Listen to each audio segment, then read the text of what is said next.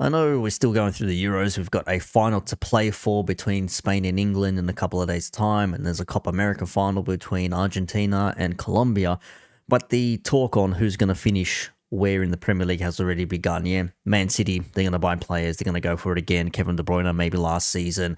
Edison, maybe he's leaving. We'll see what happens there. They still got Haaland, still got Rodri. Arsenal need to be up there as well. There's no more challenging. There's no more competing. They have to win things. Yeah, Liverpool with the new manager, we have to prove that he wasn't just Klopp and that these players are actually good enough and challenging and going for a top 4, top 3, top 2, hell, even try and compete for a Premier League finish. Then you've still got the likes of Chelsea on the way up. You've still got Tottenham, who are still, people don't think they're going to do much, but, you know, Ange may have learnt from his highline mistakes in the off-season.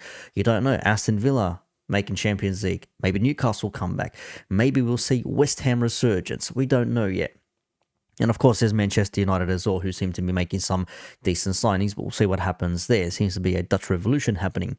But to take it back to the teams that we expect them to challenge, first we're going to go to the one and only Don Robbie from DR Sports. It's a clip from their channel, DR Sports, and this is KG talking to Don Robbie. And basically, Don Robbie, the way, we'll just call him Robert. I think he doesn't like when X calls him Robert. Robert, when he speaks on what his expectations are, it's sort of like underwhelming. He's sort of like not really bringing Arsenal to the forefront to where they should be. And he's only saying like we should be challenging, not we should be winning the Premier League. We should be challenging and maybe winning a domestic cup. Let's have a listen. We're enemies. This is right. This is, and I want to know, because next season is a very important season for my manager. He's been given an extension. Is this a crucial season for Arteta? Crucial. What does Arteta have to do next season, according to Mr. Don Robbie? According to Mr. Don Robbie, challenge again for the league, right? And try and win one of the domestic trophies, right? He must win a domestic trophy. No, not must. Challenge for the league, not must win the league, challenge. So long as you go up, then you come close. If you finish second, oh, well done, Arteta, well done. 3 years in a row coming second, well done, that's good. Win a domestic and maybe win a domestic cup. No, not maybe. Him. I agree with KJ here. KG, sorry. I agree with KJ here. He must. There's no point in Arsenal fans beating their chest and saying, look how good we are. We're going to sign Calafiori and then we've got this player and that player and Declan Rice and then Saka and everything else in between. If you're not going to be winning things, you have to be confident in your approach. I know so many Arsenal fans are saying, yeah, we're going to go win this league next year. Some may be a little bit delusional, some realistic, some may be based on the expectations from last season, carrying over to this season, incoming. Maybe there's some valid points to be said there. But let's finish listening to this. The most important thing for me is to see him challenging for that league again. You challenge. I want to see him challenging and trying to win the league. Obviously, we want to win the league, but I'm happy with my manager. But he must win. I am happy. Your manager must win a domestic trophy, bro. He has to win an FA Cup. He has to win. Well, I don't know if you're going to win the Champions League, so let's not even put that in there. He has to win the Carabao. He has to win something, bro. 100%. He has to. The Arteta has to do something with this Arsenal team for 6 years, 7 years, whatever it is. 8. Wait, when did it come? COVID season, 22, 5 years, 6 years, whatever is coming to now, 5 years, whatever it is, he needs to win something. This team cannot be this good, as touted by Arsenal fans and rivals and pundits alike, to not win anything. You challenged last season, there's no more challenging. You have to go out and win something. And for Robbie to play it down a little bit and maybe go under the expectations, he's selling Arsenal a little bit short, in my opinion. They are better than what people make them out to be. Obviously, we've seen that, the way they play and the way they conduct themselves in the league last season. They got good players, they got a good system going on there. They got a good defensive line, good midfield. The attack is still questionable. A goalkeeper seems to be fixed up. But again, with a couple of more players, they could very well go on and do something good in the next season. But that is, of course, all dependent on Arteta and how the squad goes. But for Robbie, he's still not convinced. He just wants to see him challenge. He's happy. He wants to see him challenge. But instead of challenging, I would say you probably want to actually say you're winning the league, at least have some confidence in there. So he must win the league. If it doesn't win the league, I'm sorry, but he needs to be going here. You can't keep a manager like that always coming second. See, well, Klopp finished second and third and fourth and everything else in between. Yes, but he had won trophies along the way as well, which is why he had money in the bank. As people had say, there was credit there. There was something to back his name on. Now he's gone. Now we have Arne Slot coming in, and of course he's come recently, having won the Dutch league with Feyenoord. So we shall see what happens. I think it's Feyenoord. I don't even know the club my manager played for. Was it PSV or Feyenoord? I think it's Feyenoord. Irrelevant. Doesn't matter. He's a Liverpool manager now. That's all that matters. Anyway, let's go on to the second team. One person in particular who's got some wild expectations for his club in the next season. Now moving over to the Football Terrace, good friends of the show. Good old Tezza up there in the top left corner doing his thing in Germany for the Euros. We have, as you can notice here, bottom right, third from left, Don. Greasy Don, Chelsea Don, Don CFC. The man is adamant this Chelsea team will finish top 4. And there's also a caveat. If they are to stay fit, they will be challenging for the Premier League title.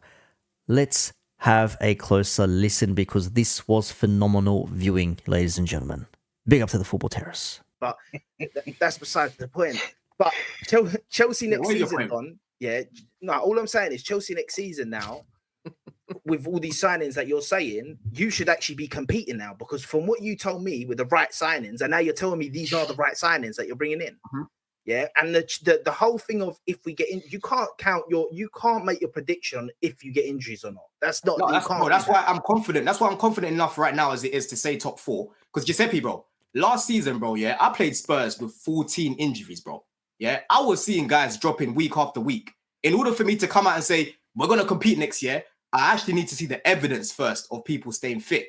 But I'm giving you the hypotheticals. Yeah, the only way we're gonna challenge is if they stay fit. But in order for me to say we're gonna challenge, I need this man to stay fit first to come some level of fitness. Before Terry jumps in there, again, Don, bless his soul, Chelsea fan through and through. Everyone needs a fan like Don because he'll defend you to the very death. Like Hamza defends Man City, Egal defends Arsenal, Don defends Chelsea, right? They're all ifs, buts, and maybes. If my team stays fit, we'll challenge for the league. And if Liverpool had their full starters last season, we would have won the league. And if only Diaz had scored those one of the 3 or 4 chances he had against Man City at home, we may have won the league. And if only Saliba didn't get injured, Arsenal may have had a Premier League already in the last 2 seasons. And if only Chelsea put away their chances, they would have finished comfortably in the top 4, maybe even top 3. All ifs, buts, and maybes. If we outscore the opposition, we'll win games. No shit. I mean, it's so basic. Obviously, you don't want injuries in your team. And if you have your best players playing without injuries and you have a good system, you have a good thing going on there, yes, you will succeed. Of course, barring any mishaps in front of goal or whatever, or defensive mishaps. But Don's point to say he's so confident that Maresca is going to get this team going and everything else in between, an unproven manager, which we have seen some managers do some damage in the Premier League, but not to the levels where they finished top 4 in their first season. Granted, they haven't really managed a decent club like Chelsea. Now, Maresca's coming into some new territory, even though he's a student of Pep Guardiola and all of that, having come from the Championship with Leicester, having had such a gap ahead, and then to having nearly lost it as well. That could be a bit of a concern, but let's keep listening here. But so could I understand this? So if you get similar injuries to last year, top 4, if you keep the vast majority of your better players fit, you think you can challenge for the Premier League? Yep, I do. Hang on, what are we doing? No way. This is what I'm talking about, Don. Ram's not having it. Giuseppe's all over the place. Kate's already laughing. You've got Saad doing his bit there. I think that's Henry down there in the middle. I forgot his name, my bad. All of them are just like, there's no chance that Don actually believes this Chelsea team are going to be cooking to challenge for a league if all the top players stay fit. Under Maresca, who's unproven, by the way. That is the key thing here. Unproven manager. And even like Chelsea fans, even the big content creator Chelsea fans, they're all believing this Kool-Aid of trust the process now. They didn't do it with Poch, but now they're going to do it with Maresca. Why? Because he's come from the school of Pep, so that's the next best thing. What is he, Pep Guardiola from Wish? Like Arteta was like a Pep from Wish as well, even though he seems to be doing a good thing at the moment. Come on, man, come on. Challenge doesn't mean win. Challenge does not mean win. Challenge does not mean win, bro. Challenge does not mean win the league. No. Okay, so you expect Chelsea Football Club, your team with no injuries, to get around about circa 87 points next season. Yep. Bro. Like I said, everyone needs a fan like Don that will defend their team to the very death. They're going to get 86 points without any injuries. Never mind Man City. Never mind Arsenal. Never mind Liverpool. Okay, new manager. Basically the same players. Maybe we're adding a couple here and there, which would be nice. Yeah, that'd be nice if we added a couple of players. FSG, yeah, Michael Edwards, hint, Richard Hughes. Yeah, let's make something happen at Anfield over there. But you also have the likes of Aston Villa, who will be coming up there as well, or there or thereabouts. West Ham are a question mark. Palace were looking good, but then they sold mid-table, but still they sold one of their best players in Elise. And you just don't know. United as well, they're an unknown prospect at the moment. Yes, Ten Hag is still there, but they could do something. Van Nistelrooy is coming into the coaching positions as well. Yes, the Dutch connection happening there. You just don't know. So Don reckons this team that is full of youngsters, some of them had a decent season. Obviously, you got your Palmers in there. You got your Enzo, Caicedo. Thiago Silva's gone, so they need some more youngsters in the defense there.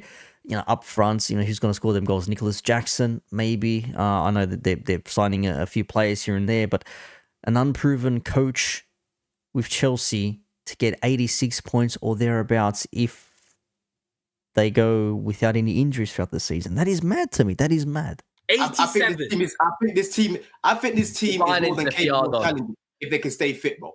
You know what I'm saying? You don't think what I'm saying is crazy, but Henry, you're laughing, and Kate's laughing as well, because you lot don't know the madness Poch was doing.